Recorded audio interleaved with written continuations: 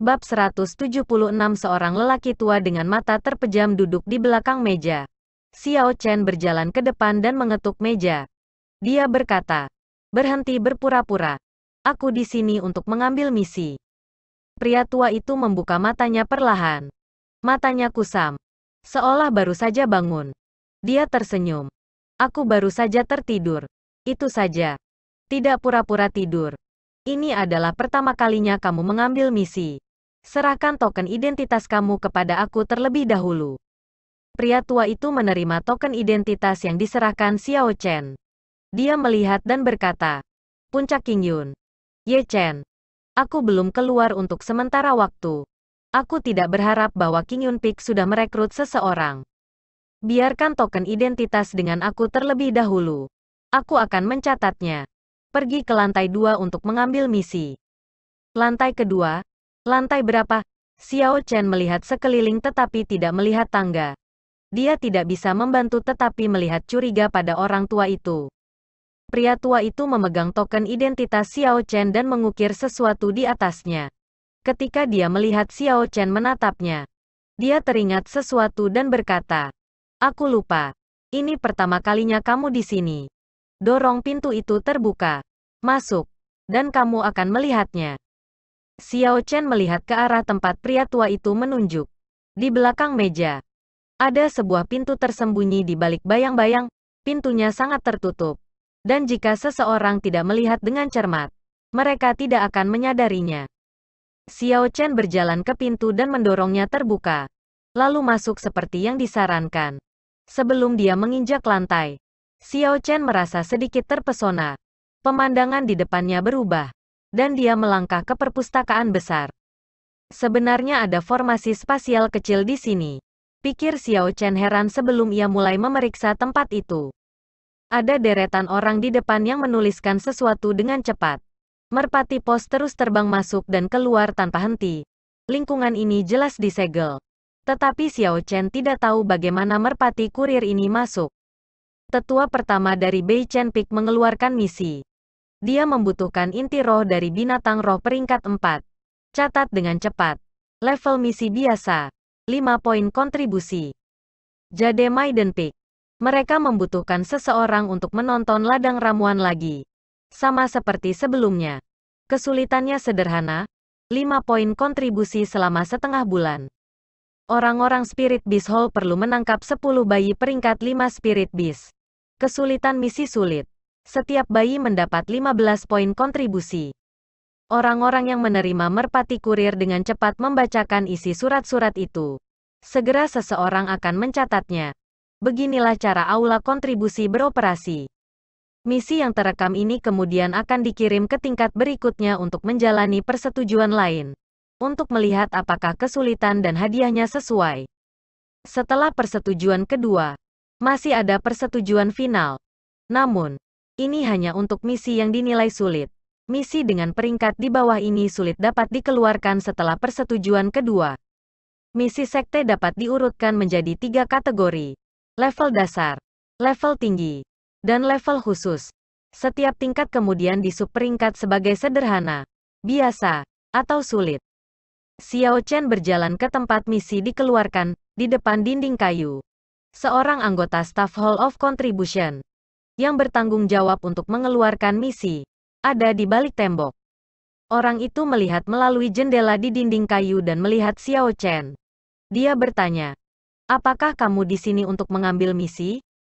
Orang ini jelas tahu bahwa selain King Yun Peak dan Jade Maiden Peak, 5 puncak lainnya telah menetapkan aturan.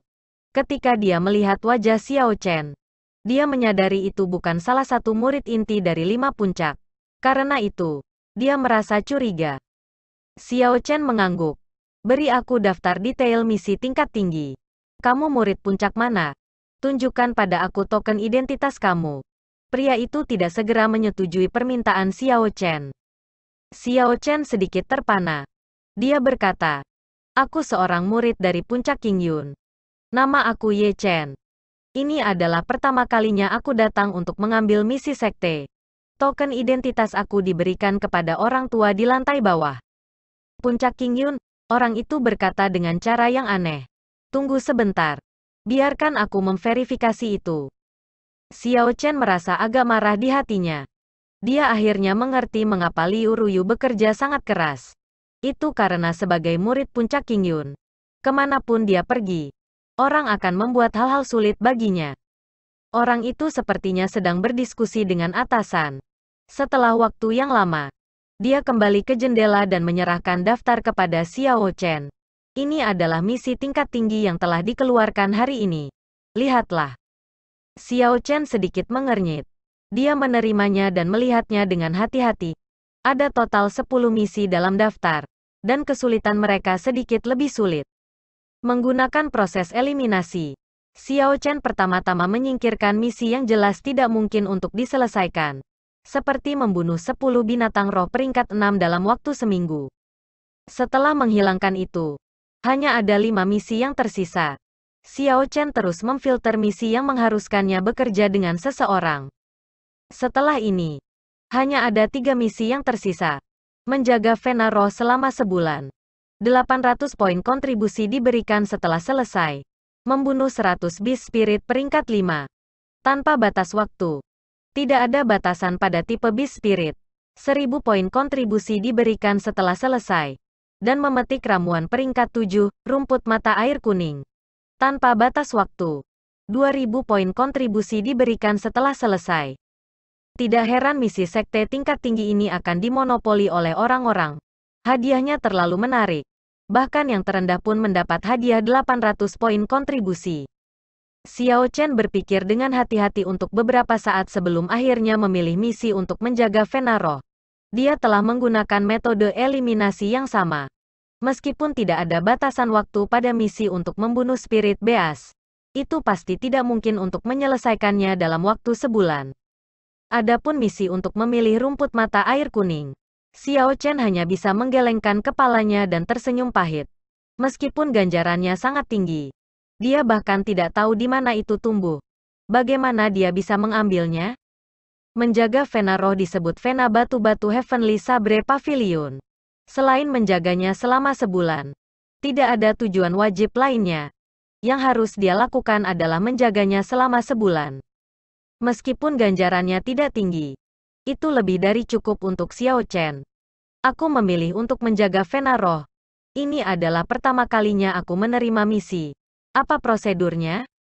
Menjaga Vena Roh, masuk saja ke sini. Datanglah besok pagi. Tidak ada batasan untuk jumlah orang yang dapat mengambil misi ini. Ketika semua orang berkumpul bersama, maka kita akan berangkat. Adapun prosedurnya, bawa saja token kayu ini. Pemberi misi mengambil kontrak dan meminta Xiao Chen untuk menandatanganinya. Kemudian, dia menyerahkan token kayu yang sangat indah. Xiao Chen menerimanya dan melihatnya. Selain serangkaian kata-kata yang diukir di atasnya, tidak ada yang istimewa tentang itu. Namun, ketika Xiao Chen memindainya dengan sense spiritualnya, ia bisa merasakan untaian kuat Qi di sana. Weng, untaian Qi datang dari atas langit dan pergi ke aula kontribusi. Masuk ke kepala Xiao Chen. Jangan bertindak gegabah. Xiao Chen kaget dan dengan cepat mengambil sense spiritualnya. Dia melihat sekelilingnya dengan hati-hati tetapi tidak menemukan orang yang memperhatikannya.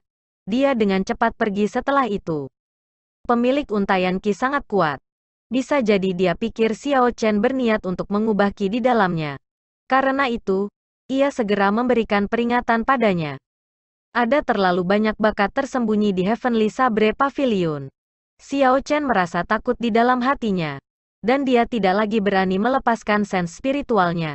Dia membuka pintu tempat dia masuk dan segera dikirim ke bawah. Token identitas perak datang ke Xiao Chen. Dia menangkapnya dan melihat. Mencatat bahwa itu adalah token identitasnya sendiri. Pria tua itu tersenyum pada Xiao Chen dan berkata, "Anak muda, kamu boleh pergi sekarang. Ingat, jangan gegabah menyentuh untaian Qi di token. Kalau tidak, bencana mungkin akan terungkap." Ekspresi Xiao Chen berubah serius. Ini adalah seorang ahli yang menampilkan dirinya sebagai orang biasa. Jadi untaian Qi ditinggalkan oleh pria tua ini di depannya. Xiao Chen mengangguk dan bersiap untuk meninggalkan Hall of Contribution.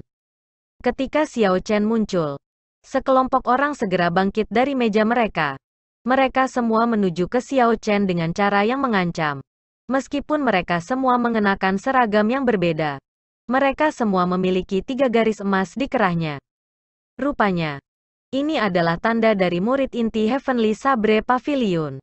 Orang-orang ini setidaknya puncak Martial Grandmaster. Hanya satu langkah sebelum menjadi Martial Science. Ekspresi Xiao Chen berubah dingin. Dia tahu mereka tidak memiliki niat baik. Namun, dia tidak takut pada mereka. Dia melangkah maju dan menyapa mereka. Saat ini, Martial Grandmaster, selain dari mereka yang memiliki martial spirit yang diwariskan, tidak mampu menekannya sama sekali. Kamu Ye Chen, salah satu dari mereka, yang mengenakan seragam One Renpik, berjalan ke depan dan berkata dengan tegas kepada Xiao Chen. Dia memancarkan niat membunuh saat dia menatap Xiao Chen. Betul, ingat namaku. Yang Qi. Kamu bisa pergi dan... Sebelum Yang Qi selesai berbicara, Xiao Chen tersenyum dan dengan cepat menarik pedangnya. Cahaya dingin yang intens terbang ke Yang Qi. Melihat bahwa Xiao Chen benar-benar melakukan langkah pertama, bibir Yang Qi meringkuk dengan senyum dingin. 2 pedang pendek 50 cm panjang muncul di tangannya. Tangan kanannya terayun di udara dengan lembut dan mengalihkan cahaya dari Lunar Shadow Saber. Pedang pendek di tangan kirinya menyerang dengan kecepatan kilat, menusuk ke arah dada Xiao Chen. Ini adalah pertama kalinya dia bertemu seseorang yang menggunakan 2 pedang, dan dia tidak terbiasa melawan mereka. Xiao Chen hanya bisa mengelak terlebih dahulu dan kemudian mengeksekusi Azure Dragon Cloud Soaring Art. Dia mendorong kakinya dari tanah, dan sosoknya tampak berubah menjadi naga banjir saat dia bergerak melengkung, menghindari serangan Yang Qi. Xiao Chen mendarat dengan kuat. Namun, saat dia mengeksekusi 3 cloud gambar mengalir, Yang Qi sudah tiba sebelum Xiao Chen. Pedang kembar Yang Qi menyerang dengan sangat mulus. Keduanya menggunakan satu gerakan masing-masing, di bawah bantuan Three Flowing Cloud Images. Xiao Chen biasanya dapat dengan mudah menangani serangan lawan. Namun, sudut serangan lawan ini terlalu aneh. Selain itu, sangat cepat. Segera, Xiao Chen tidak bisa mengikuti kecepatannya. Xiao Chen merasa seperti sedang merobohkan tembok timur untuk memperbaiki tembok barat. Tugas yang lebih melelahkan. Xiao Chen terpaksa mundur berulang kali. Dia mengeksekusi Three Flowing Cloud Images hingga batasnya dan bertahan dengan pahit, kaku seperti lautan luas. Huci, tiba-tiba, Yang Qi mengeluarkan pedang pendek. Pedang pendek berputar terus-menerus di udara, terbang menuju Xiao Chen. Kecepatannya tidak ada yang bisa mengejek. Begitu pedang pendek meninggalkan tangan Yang Qi, pedang pendek lain muncul kembali di tangannya. Ketika Xiao Chen menghindari satu, pedang pendek lain datang ke arahnya lagi. Saat ini, ada 2 pedang pendek di udara. Di masing-masing tangan Yang Qi adalah pedang pendek juga. Setiap kali pedang pendek di udara kembali kepadanya, Yang Qi membuang yang di tangannya dan menangkap pedang pendek yang kembali. Jadi, ada 2 pedang berputar di udara terus-menerus. Selanjutnya, Yang Qi tidak berhenti menyerang dengan pedang pendek di tangannya. Xiao Chen, yang sudah berjuang dengan pembelaannya, menemukan situasi sulit untuk dikelola. Ada beberapa luka yang tersisa di lengan dan kakinya. Xiao Chen mulai membanjiri otaknya untuk mencari ide. Three Flowing Cloud Images dapat bertahan dari serangan yang sangat kuat. Tetapi kelemahan dari Three Flowing Cloud Images sangat jelas setelah serangan musuh mencapai kecepatan ekstrim yang berlebihan. Dia harus memikirkan ide dengan cepat. Xiao Chen perlahan menyadari bahwa ada sesuatu yang salah. Keempat pedang pendek ini kemungkinan bukan yang terbaik dari lawan. Bab 177 selanjutnya. Xiao Chen menemukan bahwa teknik bela diri ini sangat istimewa. Semakin banyak pedang pendek yang dipegangnya, semakin cepat kecepatan pedang itu. Ketika dia hanya memiliki 2 pedang, kecepatannya lebih lambat setidaknya setengah kecepatan saat ini. Ini adalah teknik rahasia One Renpik, Chaotic Flowing Sabre. Dikatakan bahwa ketika dipraktikkan sampai puncaknya, ia dapat mengendalikan 18 pedang pendek. Mampu dengan mudah mengendalikan 4 pedang pendek.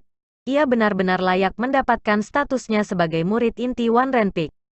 Mengingat kultivasinya sebagai puncak Grandmaster bela diri, Selain dengan kekuatan teknik rahasianya, Yang Qi harus bisa bertarung melawan orang suci bela diri kelas rendah. Seharusnya tidak ada masalah berurusan dengan Grandmaster martial kelas rendah. Faktor yang paling penting adalah bahwa dia telah membiarkan Yang Qi mendapatkan keuntungan. Melihat situasinya, dia tidak lagi memiliki kesempatan untuk membalikkan keadaan. Setelah Chaotic Flowing Sabres dieksekusi, kecepatannya hanya akan menjadi lebih cepat dan lebih cepat. Bahkan jika dia memiliki teknik bela diri yang dapat memungkinkannya untuk kembali, dia bahkan tidak akan memiliki kesempatan untuk melaksanakannya. Orang ini terlalu berani. Meskipun sendirian, ia berani melukai begitu banyak murid puncak One Ren di aula kontribusi. Yang Qi bukan satu-satunya murid inti dari One Ren Peak. Selain itu, masih ada murid pewaris sejati di belakang mereka yang belum muncul. Dia benar-benar gegabah. Pertarungan semakin dan semakin intens dan situasi Xiao Chen mengkhawatirkan. Orang-orang di sekitar semua berkomentar bahwa Xiao Chen, bagaimanapun, hanyalah seorang Grandmaster bela diri kelas rendah. Ketika dia melawan Yang Qi yang lebih kuat, dia tidak akan memiliki peluang. Xiao Chen tetap diam. Lunar Shadow Saber di tangan kanannya bergerak seperti air, menghalangi pedang pendek di tangan Yang Qi. Tangan kirinya yang memegang sarung bergerak. Dia memblokir pedang pendek yang berputar di udara satu persatu. Huci. Yang Qi mengeluarkan dua pedang pendek lain yang tergantung di pinggangnya. Dalam sekejap, jumlah pedang pendek yang dia kendalikan menjadi 6. Kecepatannya menjadi lebih cepat dan lampu pedang berputar seperti bayangan yang mengalir. Dentang logam bergema saat senjata bertemu tanpa henti. Lengan Xiao Chen mendapatkan beberapa luka pedang baru. Meskipun Xiao Chen berada pada posisi yang kurang menguntungkan, hatinya setenang air. Dia tidak panik sama sekali. Api ganas perlahan mulai membakar di mata kanannya dan itu menyimpan kekuatan sambil bersiap untuk dilepaskan. Ini belum waktunya. Ini bukan batasnya, pikir Xiao Chen dalam hati. Karakteristik paling unik dari Chaotic Flowing Sabres adalah kesinambungannya. Semakin pendek pedang yang dikontrol pengguna, semakin kuat kesinambungan yang dibutuhkan. Dengan demikian, peningkatan kecepatan dengan jumlah pedang adalah sesuatu yang terpaksa harus dilakukan. Jika melambat dan jumlah pedang meningkat, kontinuitas akan terputus. Kalau sudah seperti timing belt di mobil, jika melambat, kecepatan mobil bisa langsung melambat, atau bahkan berhenti bekerja. Jika sabuk ini putus, apa yang akan terjadi pada mobil? Jika mobil itu bergerak dengan kecepatan tinggi maka sabuknya tiba-tiba pecah. Mobil itu akan sebagus sampah. Xiao Chen sedang menunggu kesempatan seperti itu. Ketika kecepatan Yang Qi telah mencapai batasnya, gerakannya akan benar-benar rusak, membuatnya mudah dikalahkan dalam satu pukulan. Selama dia tidak mengalami kerusakan besar sebelum ini, Xiao Chen akan mampu menanggung sisanya. Puci. Luka lain muncul di lengan kanan Xiao Chen. Menyemburkan darah, Xiao Chen menggigit bibirnya dan mempertahankan pandangan tegas. Dia tidak mengungkapkan sedikitpun rasa sakit di wajahnya. Keringat Yang Qi menetes terus-menerus dari dahinya dan jatuh ke tanah dengan suara, "Tidak." Dia merasa sangat cemas karena Chaotic Flowing Sabres ini membuat esens sangat cepat habis. Dia sudah mencapai titik mengendalikan 6 pedang tetapi dia tidak mampu mengalahkan Xiao Chen. Jika ini terus berlanjut, sebelum Xiao Chen tertabrak, Yang Qi akan dikalahkan sebagai akibat dari melelahkan esensnya. Jika itu terjadi, ia akan gagal karena kurangnya usaha terakhir. Membunuh. Ekspresi Yang Qi berubah dingin dan dia mengepalkan giginya. Dua pedang pendek tiba-tiba muncul dari lengan bajunya. Pedang berputar terus-menerus, menciptakan aliran udara saat terbang menuju dada Xiao Chen. Xiao Chen sudah siap untuk ini dan dia segera melemparkan bagian atas tubuhnya ke belakang. Kedua pedang itu melayang tepat di atas wajahnya. Dia kemudian menendang dengan satu kaki, bermaksud untuk memaksa Yang Qi mundur. Kaki lain Xiao Chen mendorong tanah dan mengeksekusi Azure Dragon Cloud Soaring Art. Dia segera melayang ke udara. Setelah Xiao Chen mendarat, dia mendorong tanah lagi dan muncul di belakang Yang Qi. Menggunakan kecepatan gerakan eksplosif Azure Dragon Cloud Soaring Art, ia berhasil melarikan diri dari serangan Yang Qi yang tak henti-hentinya. Yang Qi juga tidak lambat dan bereaksi sangat cepat. Sebelum Xiao Chen mendarat, ia berjungkir balik ke samping dan Xiao Chen sekali lagi ada di depannya. Pada pandangan pertama, 8 pedang pendek yang berputar tampak seperti pedang yang tak terhitung yang mengiris di udara. Ini menghasilkan arus udara yang kuat, membentuk siklon kecil. Sekarang ini harus menjadi batas kamu. Mata Xiao Chen berbinar ketika dia membalik sarung di tangan kirinya. Sebuah pedang pendek yang terbang ke arahnya meluncur langsung ke sarung dengan suara "sua".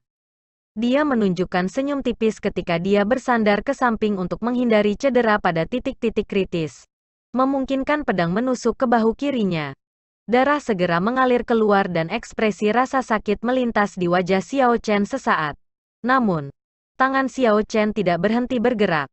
Dia melemparkan sarung pedang di tangannya dengan kecepatan kilat dan dia menangkap pedang pendek terbang lain dengan tangannya secara langsung, mengakibatkan luka berdarah di telapak tangannya. Sabre caotik mengalir terus-menerus yang Qi langsung terganggu, hanya ada 3 pedang yang tersisa terbang di langit. Xiao Chen berteriak, "Arc Light Chop!" Lampu busur ungu dengan tarian listrik di atasnya ditembakkan. Lampu listrik meledak, menyebabkan gelombang kejut besar di udara. 3 pedang pendek itu langsung terlempar. Desabut mengalir caotik benar-benar rusak seperti itu. Ada teriakan kagum dari kerumunan. Xiao Chen benar-benar dapat menggunakan metode melukai diri sendiri seperti ini untuk mematahkan Chaotic Flowing Sabres yang Qi, yang telah mencapai puncaknya. Seketika Chaotic Flowing Sabres rusak, The Essence yang mengalir dengan lancar di tubuh Yang Qi segera berubah kacau. Auranya menjadi sangat tidak stabil saat ia dengan cepat mundur ke belakang. "Kamu ingin lari tetapi bisakah?" Xiao Chen tersenyum dingin dan berteriak. Purple Thunder True Fire, menembak. Nyala api yang menyala di mata kanan Xiao Chen segera berkumpul menjadi pilar cahaya ungu sebelum menembak. Ini adalah apa yang telah dipahami Xiao Chen dari benang es kera es yang dia lawan sebelumnya. Karena Qi dingin dapat mengumpulkan dan membentuk utas, maka dengan logika yang sama, api juga bisa melakukannya. Purple Thunder True Fire, yang telah lama dihabiskan Xiao Chen untuk menyimpan kekuatan, langsung menembus dada Yang Qi. Luka seukuran jari muncul, darah mengalir terus-menerus. Yang Qi tersandung dan jatuh ke tanah. Dia memegang tangannya ke dadanya, berusaha menghentikan pendarahan. Namun, itu sia-sia, tidak membantu sama sekali. Xiao Chen mengabaikannya dan melemparkan pedang pendek di tangannya. Dia kemudian menarik pedang pendek dari bahu kirinya dan mengambil sarungnya. Setelah itu, dia perlahan-lahan berjalan ke pintu keluar aula kontribusi. Kerumunan secara otomatis membuat jalan untuknya. Xiao Chen berjalan ke pintu keluar langkah demi langkah dengan cara ini. Tahan, akhirnya. Murid inti lainnya di One Ren Peak tidak bisa menahan untuk memanggil Xiao Chen lagi. 3 murid inti One Ren Peak berjalan ke Xiao Chen. Karena mereka harus mempertimbangkan kebanggaan Yang Qi. Mereka tidak datang untuk mengelilingi Xiao Chen di pertarungan sebelumnya. Namun, dia telah mengalahkan banyak murid batin One Ren Peak sebelumnya. Sekarang, dia bahkan mengalahkan murid inti Yang Qi. Jika mereka membiarkannya keluar dari aula kontribusi dengan cara yang begitu muluk, One Ren Peak akan kehilangan rasa hormat. Xiao Chen tersenyum tipis. "Apakah beberapa dari kamu punya saran untuk aku? Kamu melukai banyak murid puncak One Ren kami dan kamu ingin keluar seperti itu?" Xiao Chen menganggapnya lucu dan dia tersenyum tipis. "Jika mereka tidak melakukan langkah pertama untuk menyerang aku dan kemudian secara lisan memprovokasi aku, apakah aku akan melukai banyak murid puncak One Ren?" Dalam hal itu, saudara senior Yang Qi hanya mengajukan pertanyaan. "Mengapa kamu membuat langkah pertama untuk melukainya?" Ekspresi Xiao Chen berubah dingin ketika dia menjawab dengan suara dingin. "Ini tidak pernah berakhir. Keterampilan kamu lebih rendah daripada orang lain. Namun kamu memiliki sikap keji. Jika kamu ingin menghalangi aku maka nyatakan dengan jelas. 1 lawan 1 atau semuanya bersama, apapun yang kamu mau." Mereka bertiga memiliki pemikiran yang sama. Jika aku pergi 1 lawan 1, aku tidak yakin akan menanganinya sendirian. Namun, jika kami bertiga menyerang bersama di depan semua orang di sini, kami akan kehilangan semua wajah kami. Ini adalah situasi yang mustahil. Apa yang harus kita lakukan? Aku pada jadwal yang ketat. Jika kamu tidak mau bertarung sekarang, kamu dapat mencari aku di waktu lain. Aku akan bersedia menemani kamu. Xiao Chen bisa melihat pikiran mereka bertiga dengan satu lirikan. Dia tidak bisa diganggu dengan mereka. Setelah dia berbicara, dia langsung keluar. Xiao Chen memang pada jadwal yang ketat. Dia tidak punya waktu untuk berlama-lama di sini. Misi untuk menjaga Vena Roh akan dimulai besok. Dia hanya punya 1 malam untuk mempersiapkan diri. Misi untuk menjaga Vena Roh mungkin terdengar sederhana, tetapi untuk itu menjadi misi sekte tingkat tinggi dengan imbalan yang begitu tinggi. Pasti ada beberapa bahaya yang terlibat. Bagaimanapun, orang yang mengelola misi sekte bukanlah orang bodoh. Mereka tidak akan memberikan poin kontribusi dengan mudah. Xiao Chen memutuskan untuk pergi ke pasar di Heaven Viewing Platform. Dia awalnya memiliki sedikit lebih dari 1000 batu roh. Menambahkan yang dia peroleh dari Sen Manjun, dia hampir memiliki 2000 batu roh kelas rendah. Dengan begitu banyak batu roh, ia memiliki jumlah yang cukup untuk budidayanya. Jika dia menggantung mereka dan tidak membelanjakannya, itu akan sia-sia. Xiao Chen menelan pil pengisi darah dan menangani luka-luka di tubuhnya. Setelah Xiao Chen menanyakan lokasi pasar, dia perlahan-lahan mencari jalan keluar. Selain luka yang sedikit lebih dalam di bahunya, luka-luka lainnya semuanya dangkal. Ketika energi obat pil pengisian darah menyebar dan dia beristirahat selama 1 malam, seharusnya tidak ada banyak masalah. Setelah lama mencari, Xiao Chen akhirnya menemukan pintu masuk pasar Heaven Viewing Platform. Sebelum masuk, seseorang benar-benar perlu membayar biaya masuk batu roh. Orang tidak bisa tidak merasa itu teduh. Imbalan seorang murid batin biasa hanya 15 batu roh per bulan. Jika mereka tidak memiliki sumber pendapatan lain, mereka akan merasa sakit hati setelah menggunakan batu roh ini. Pasar sangat ramai.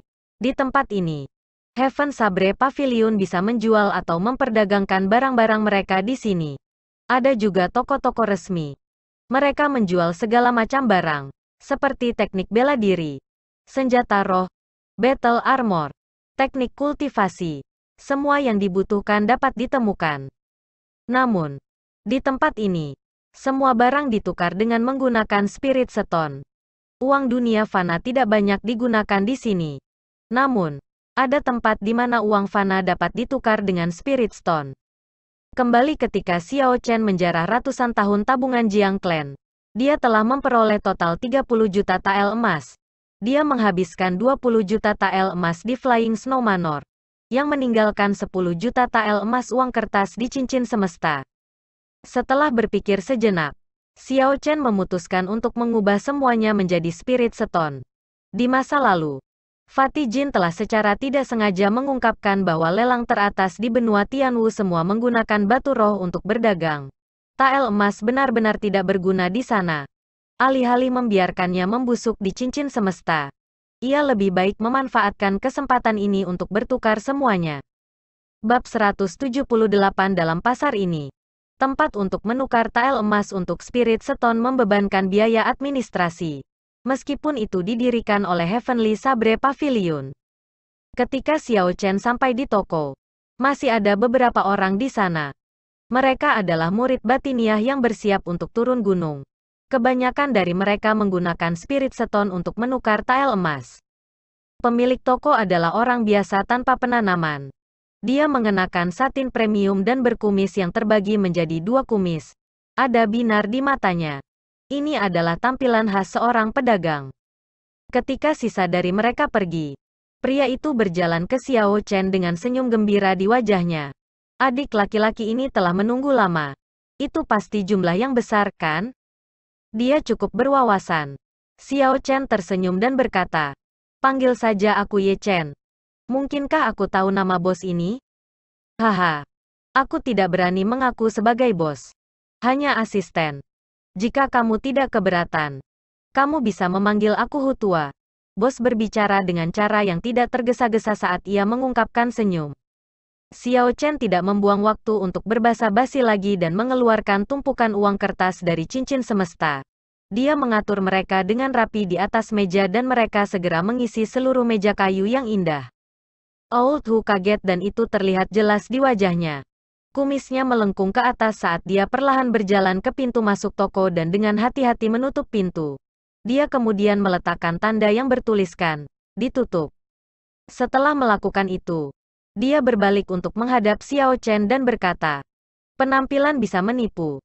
Little Brother Ye memang berurusan dengan jumlah besar. Aku memperkirakan ada sekitar 10 juta tael emas senilai uang kertas. Apakah kamu menukar mereka semua dengan Spirit Stone?" Xiao Chen mengangguk. Old Hu tersenyum. "Ini pasti pertama kalinya kamu melakukan pertukaran. Jika kamu melakukan pertukaran dalam skala besar, kamu akan kehilangan banyak. Mungkinkah nilai tukar akan berubah akibat jumlah besar?" Xiao Chen dipenuhi dengan keraguan ketika dia bertanya, "Bagaimana bisa begitu?" "Lihatlah di sana." Old Hu berbalik dan menunjuk ke papan kayu di dinding. Xiao Chen melihat kemana Old Hu menunjuk. Papan kayu dengan jelas menyatakan nilai tukar Spirit Stone, 3.000 tael emas dapat ditukar dengan satu batu roh kelas rendah. Namun, ketika jumlahnya melebihi 100.000, itu menjadi 5.000 untuk satu batu roh kelas rendah. Semakin tinggi jumlah transaksi, semakin rendah nilai tukar menjadi. Xiao Chen terus melihat ke bawah. Ketika ia mencapai 10 juta tael emas, 10.000 tael emas hanya bisa ditukar dengan satu batu roh. Ini bukan hanya teduh pada tingkat yang biasa. Xiao Chen berpikir tanpa berkata-kata. 10.000 tael emas untuk satu batu roh. Artinya, 10 juta hanya bisa mendapatkan 1.000 batu roh kelas rendah. Apa yang sedang terjadi? Bertukar hanya diperlukan 3.000 tael emas. Bagaimana bisa semakin tinggi angkanya? Nilai tukar menjadi lebih tinggi juga. Xiao Chen bertanya karena dia tidak bisa mengerti. Jika dia melakukan pertukaran sekali sehari, dia bisa mendekati 4.000 batu roh kelas rendah. Namun, jika dia mengubah semuanya sekaligus, itu hanya 1/4 dari yang dia bisa dapatkan. Ini adalah sesuatu yang tidak bisa diterima oleh siapapun. Old Hu tersenyum samar. Ada orang lain yang menggunakan sejumlah besar tael emas untuk berganti batu roh. Mereka semua berasal dari klan Fana yang kaya dan tidak memiliki cara untuk mendapatkan batu roh. Karena itu, mereka mencoba memikirkan cara untuk memanfaatkan peluang. Pikirkan saja, mana yang memiliki nilai lebih tinggi, batu roh atau tael emas. Setelah Spirit Stone digunakan, itu hilang. Namun, emas beredar, tidak akan pernah hilang. Lebih jauh lagi, Heavenly Sabre Pavilion tidak memiliki batu roh sebanyak itu untuk dipertukarkan dengan orang. Jadi, mereka melembagakan aturan ini. Namun, jika kamu menggunakan Spirit Stone untuk menukar tael emas, semakin banyak kamu menukar semakin banyak yang kamu dapatkan. Ini adalah prinsip emas yang memiliki nilai dan batu roh tak ternilai. Xiao Chen memikirkan prinsip ini. Sangat mudah bagi seorang kultivator untuk mendapatkan emas. Jauh lebih mudah daripada mendapatkan batu roh. Jika nilai tukar terlalu tinggi, itu tidak akan menjadi kesepakatan yang bagus untuk Heavenly Sabre Pavilion. Bagaimanapun, uang ini bukan milik Xiao Chen sejak awal. Dia merasakan sedikit cubitan dan itu sudah berakhir. Pada akhirnya, ia memutuskan untuk melakukan pertukaran. Old Hu segera menghitung uang kertas dengan senyum di wajahnya. Setelah selesai menghitung mereka, dia segera melewati Xiao Chen 1.000 batu roh. Setelah Xiao Chen mengambil batu roh dan pergi jauh, Old Hu menjadi liar dengan sukacita. Dia berpikir dalam hati, jika ada beberapa idiot seperti dia akan segera dipromosikan. Sebenarnya, Xiao Chen merasa kehilangan.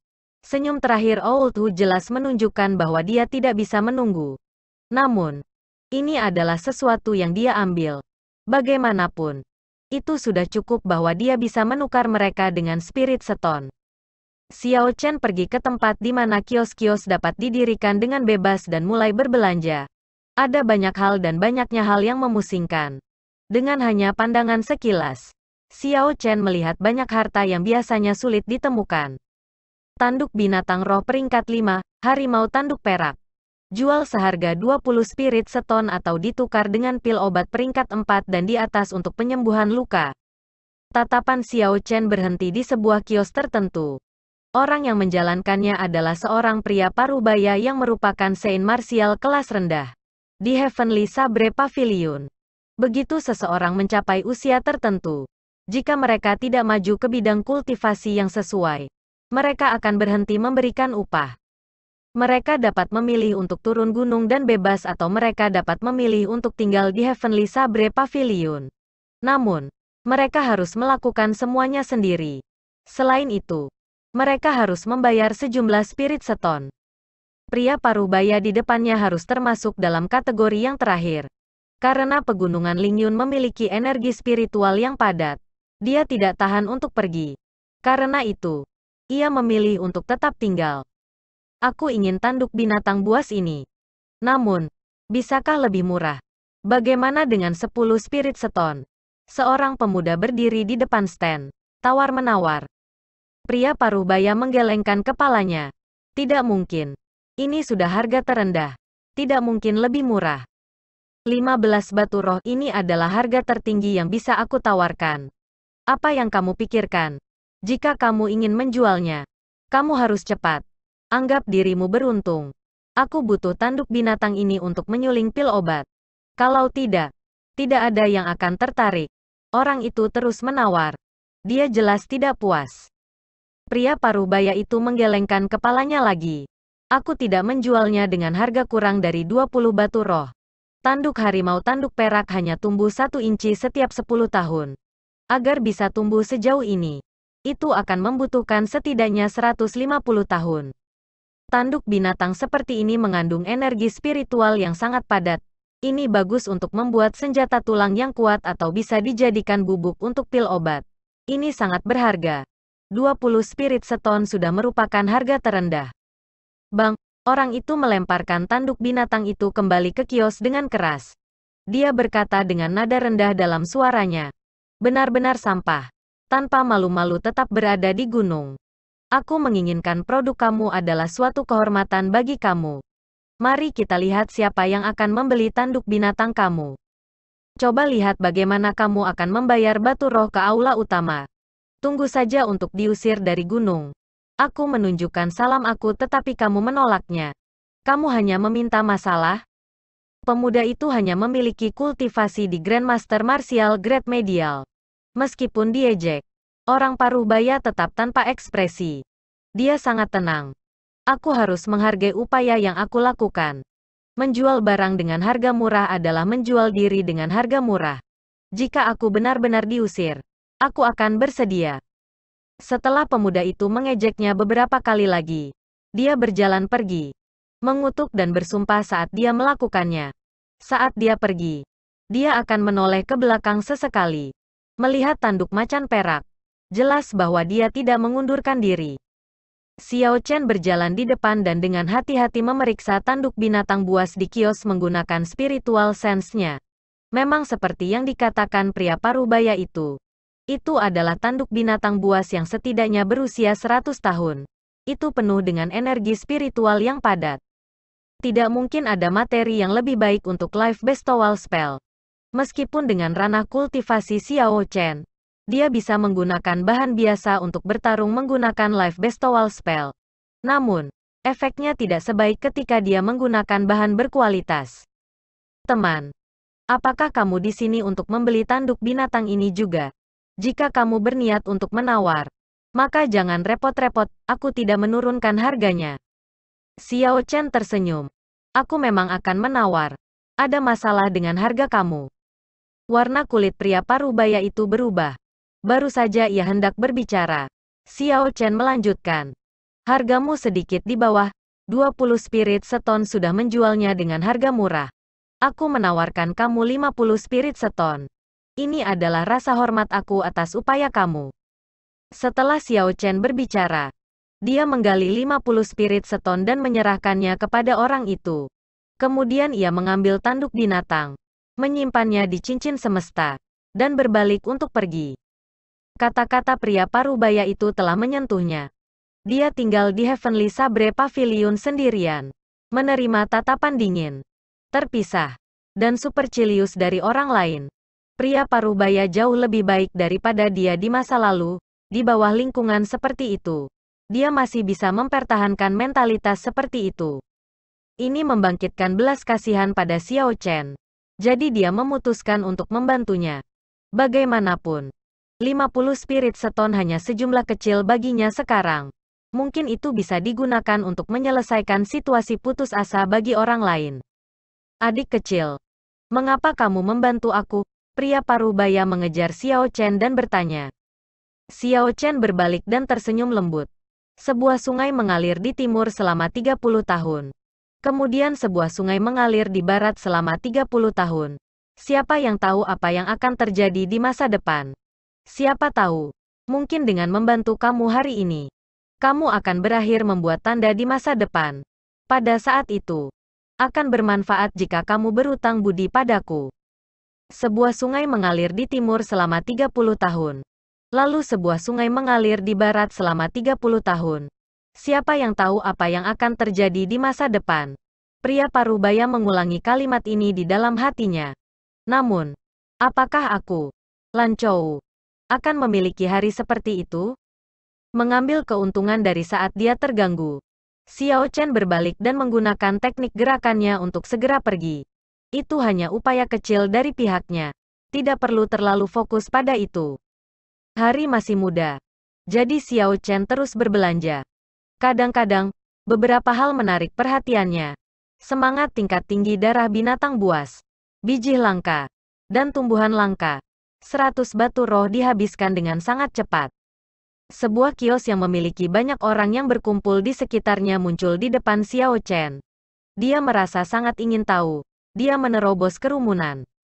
Pemilik kios adalah seorang pemuda berusia sekitar 20 tahun. Dia adalah seorang martial grandmaster puncak yang mengenakan seragam Bei Chen Peak. Ada 3 garis emas bersulam di kerahnya. Ini adalah murid inti Bei Chen Peak.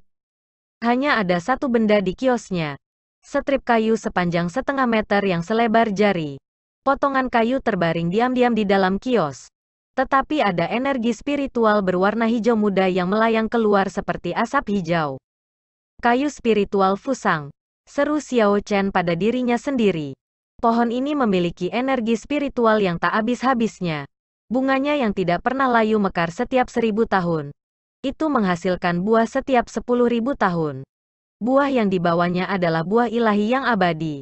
Setelah memakannya, orang akan memperoleh umur panjang yang sebanding dengan langit dan bumi. Mereka tidak akan pernah mati dan tidak akan menjadi tua. Ketika cabang pohon ini putus, itu akan mengeluarkan asap hijau. Potongan kayu yang diletakkan di kios persis sama dengan bagaimana kayu roh Fusang dijelaskan. Namun, ini bukan kayu spiritual Fusang yang sebenarnya. Xiao Chen mengulurkan rasa spiritualnya dan memeriksanya. Dia menemukan bahwa meskipun mengandung energi spiritual yang sangat padat, perlahan-lahan berkurang. Adapun cabang dari pohon Fusang, setelah itu putus. Esens yang terkandung di dalamnya tidak akan pernah habis juga. Itu tidak akan berkurang.